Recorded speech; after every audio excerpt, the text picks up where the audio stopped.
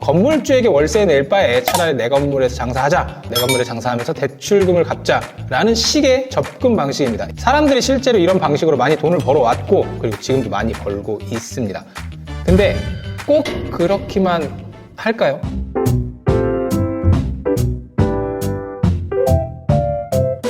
안녕하세요. 자영업자 브랜드 만드는 제이아빠입니다. 대한민국에서 사업하시는 분들이라면 누구나 거의 대부분 한번 좀 꿈꿔보는 게 있습니다. 바로 건물주가 되는 거죠. 자영업 사장님들 만나뵈면 내 건물에서 장사하는 게 꿈이다, 이런 말씀 하시는 분들 꽤 많습니다. 그리고 이건 뭐 꼭 자영업자가 아니라도 마찬가지죠. 건물주가 되고 싶다는 생각은 누구나 합니다. 더구나 요즘은 뭐 레버리지를 활용해서 큰 초기 부담금 없이 건물주가 될 수 있다라고 여기저기서 많이들 이야기를 하고요. 또 그런 프로그램도 있고요.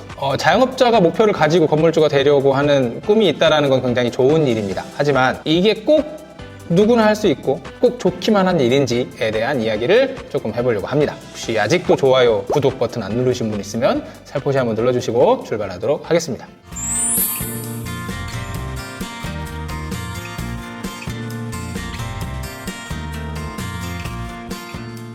건물주라는 목표를 가지고 보다 보면 꼭 나오는 단어가 있습니다. 바로 꼬마 빌딩이라는 단어예요.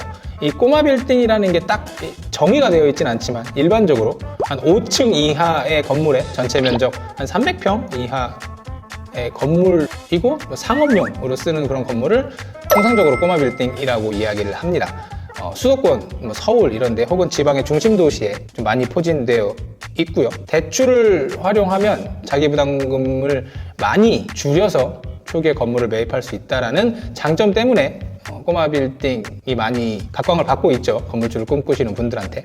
자, 그러면 왜 사람들이 이렇게 꼬마 빌딩을 갖고 싶어 할까요? 첫 번째는 이제 말씀드린 것처럼 큰돈 들이지 않고 구입할 수 있습니다. 만약 내가 일정한 수입이나 혹은 일정한 매출이 계속해서 발생을 한다고 하면 그 매출을 데이터로 삼아, 그리고 그 건물, 내가 매입하고자 하는 건물을 대출을 끼고 매입을 하면 그렇게 큰 돈 들이지 않고 꼬마 빌딩을 매입을 할 수 있습니다.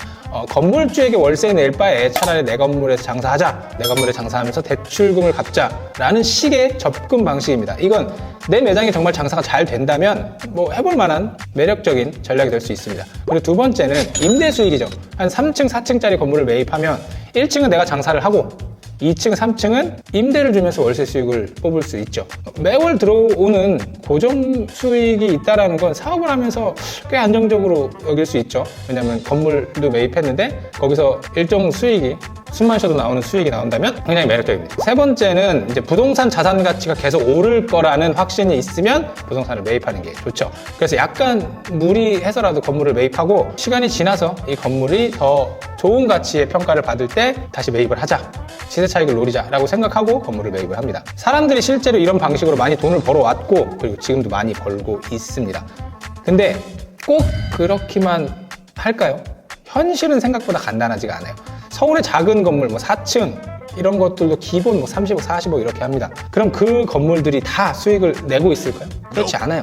예를 들면 40억짜리 건물을 대출 30억, 35억 이렇게 받아서 샀다고 가정을 해볼게요. 매입 당시에 그 건물에서 나오는 임대 수익이 한 900만 원이었다고 여기면 내가 대출이랑 원금이랑 30년 상환 이렇게 해서 한 달에 한 600만 원이 나와요. 그럼 600만 원을 내면 어쨌든 건물에서 900만 원이 나오니까 300만 원이 이익이죠. 그래서 건물을 사는 겁니다. 그리고 시간이 지나면 땅값도 오르고 건물가도 오를 거니까요. 근데 그렇지가 않죠. 왜냐? 일단은 금리가 상승을 하죠. 내가 처음에 이 건물을 매입했을 때 금리가 3.5%였어요. 근데 금리가 어느 날 갑자기 6%래. 그러면 한 달에 600만 원 냈던 이자와 원금이 어느 순간 800만 원이 돼서 돌아옵니다.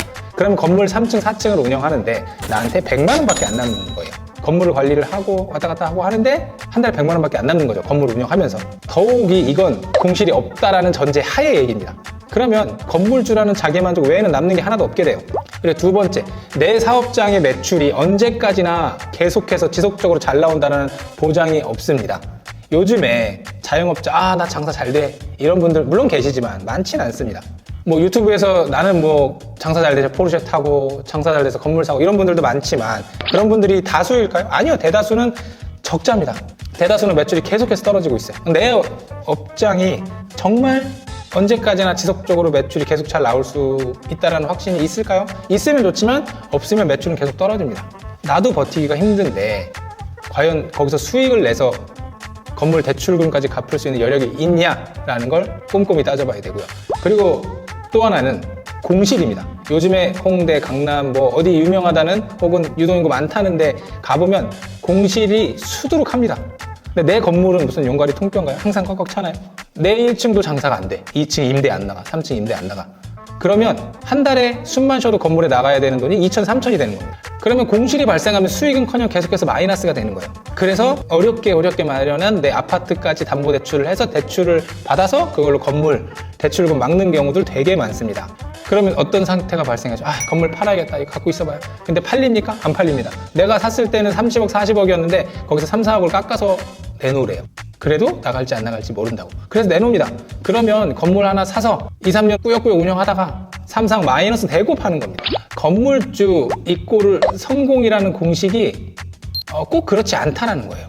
물론 건물을 매입해서 그걸 또 매각해서 혹은 그걸 운영해서 수익 내시는 분들도 계세요. 그리고 그렇게 돈 버신 분들도 많고, 근데 그게 일반적이지 않다는 거죠. 우리가 유튜브 같은 데 봐도 TV 같은 데 봐도 자영업해서 돈 많이 벌었다는 사람들 계속 나오잖아요. 근데 그게 일반적인가요? 그게 되게 흔한 일인가요? 흔하지 않잖아요.